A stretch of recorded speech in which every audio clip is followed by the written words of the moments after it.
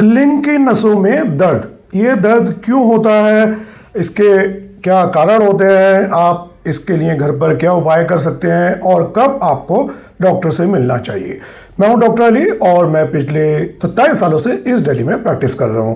तो ये दर्द सबसे कॉमन कारण जो लड़कों में लिंग में दर्द का होता है वो होता है हद से ज़्यादा हाथ चलाना। अब वो बहुत रफ हाथों से एक दिन में कई बार कर रहे होते हैं तो कहीं ना कहीं अंदर से माइक्रो टीयर्स या रुस्तम की जो चमड़ी है, मसल्स हैं, उस पर अंदर टीयर्स पड़ जाते हैं, यानी कि जख्म पड़ जाते हैं माइनर से, वो बाहर से देखने में पता नहीं चलते। तो जब ऐसा कभी दर्द होने लगे तो इसका मतलब यह है कि आपके रुस्तम को आराम की ज़रूरत है। दूसरा कारण हो गया कोई भी इन्फेक्शन। अब वो इन्फेक्शन चाहे आपके यूरिनरी ट्रैक इन्फेक्शन हो, यानी कि आपके जो मूत्र मार्ग है उसमें हो, आपके किडनी में हो या आपके प्रोस्टेट में हो, कहीं भी कोई इन्फेक्शन होगा तो आपके रुस्तम में दर्द हो सकता है। एक और इन्फेक्शन होता है एसटीडी, यानी कि आपने बाहर कोई अनप्रोटेक्टेड मिलन किया हो आपने और उसके बाद वहाँ से आपको कोई बीमारी जैसे गोनोरिया, सिफिलिस, क्लेमाइडिया, इस तरह की कोई बीमारी हो, उसमें भी इन्फेक्शन के कारण आपके रुस्तम में दर्द हो सकता है। आपके पथरी हो गुर्दे में खासकर या मूत्र मार्ग में, यूरिथ्रा में, यूरेटर में, कहीं भी हो तो उसका एक पेन, रेफर्ड पेन जिसको बोलते हैं, वो भी आपके रुस्तम में महसूस हो सकता है। जैसे कि ब्लड प्रेशर ज़्यादा है या शुगर अनकंट्रोल है तो ऐसी कंडीशन में न्यूरोपैथी के कारण नर्व्स अफेक्ट हो जाती हैं तो वो भी आपके रुस्तम में दर्द पैदा कर सकती है। प्रोस्टेट में कोई दर्द हो, प्रोस्टेट में कोई सूजन हो, इन्फ्लेमेशन हो, प्रोस्टाइटिस हो,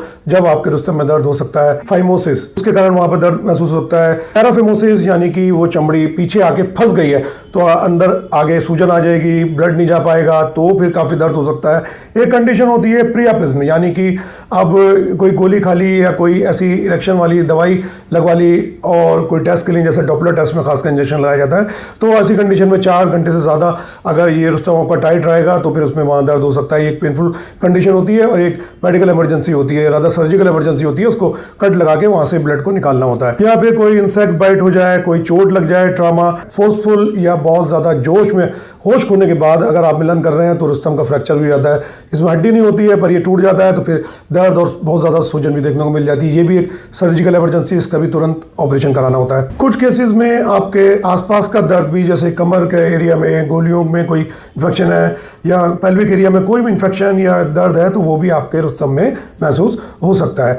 और अगर पेनाइल कैंसर की बात करें तो जख्म देखने को मिलेगा, वो उसमें दर्द वगैरह नहीं होता। कुछ केसेस में वहाँ पे इन्फेक्शन हो जाए तो वहाँ भी पेनाइल कैंसर में भी दर्द देखने को मिल सकता है। इसके लिए आप घरेलू क्या उपाय कर सकते हैं? तो सबसे पहले तो आप ये देखिए, आप हद से ज़्यादा हाथ तो नहीं चला रहे, दिन में कई बार हाथ चला रहे हैं तो आपको ऐसा बिल्कुल नहीं करना चाहिए। आप रफ हाथों से तो नहीं कर रहे हैं, यानी कि बहुत सख्त हाथों से कर रहे हैं और लुब्रिकेशन यानी कि तेल वेल के बिना कर रहे हैं तो रगड़ ज़्यादा लगेगी।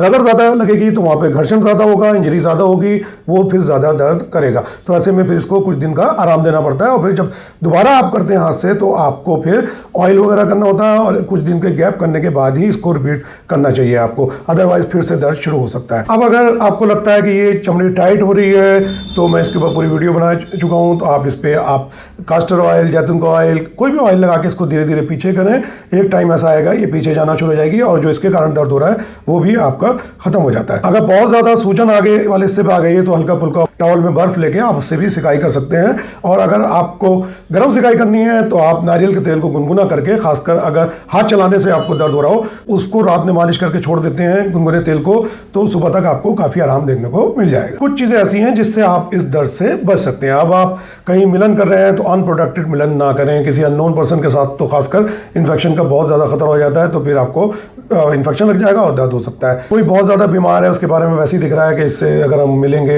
मिलन करेंगे इसके साथ तो हमें इन्फेक्शन का खतरा है, तो वहाँ बिल्कुल मिलन करना ही नहीं चाहिए आपको, उससे बचना ही चाहिए किसी भी कीमत पे। अब बहुत ज़्यादा उत्तेजना में आप कर रहे हैं, बहुत जोश के साथ कर रहे हैं तो आप अब नई पोजीशन ट्राई करेंगे, तो आप अगर ऐसी पोजीशन आप ट्राई कर रहे हैं तो उस टाइम पे आपको बहुत संभल के, बहुत स्लोली इस पोजीशन को चेंज करना है और कभी भी ब्लू फिल्मों वगैरह को उनके स्टाइल को कॉपी ना करें, उससे बहुत ज़्यादा इंजरी के चांस होते हैं। अब एक पोजीशन जैसे मैं वीडियो भी बना चुका हूँ, वुमेन ऑन टॉप, यानी कि फीमेल आपके ऊपर होती है, तो ऐसे में रुस्तम के फ्रैक्चर के बहुत ज़्यादा चांस हो जाते हैं। उसमें भी बहुत ज़्यादा सावधानी बरतने की ज़रूरत होती है। आपका दर्द 1-2 दिन में ये सब करने के बावजूद भी ठीक नहीं हो रहा, तो इसमें बिल्कुल भी चांस नहीं लेना चाहिए। जितनी जल्दी हो सके अपने डॉक्टर से मिलिए, क्योंकि इसकी आपको मैंने इतनी सारी वजह बताई, वो तो आप ना डायग्नोस कर सकते हैं, ना उसका पता लगा सकते हैं अपने आप से, और ना उसका आप इलाज कर सकते हैं। तो कई बार एंटीबायोटिक्स देना पड़ती हैं पर्टिकुलर ड्यूरेशन के लिए, कई बार कोई चीरा फाड़ी भी करना पड़ सकती है, कई बार इंजेक्शन भी लगाना पड़ सकता है, कई बार कोई अलग से लगाने की दवाई भी दी जा सकती है। वो आपके डॉक्टर ही डिसाइड करेंगे कि क्या इलाज करना है। तो तुरंत अपने डॉक्टर से मिलकर आपको इसका ट्रीटमेंट लेना चाहिए। जय हिंद।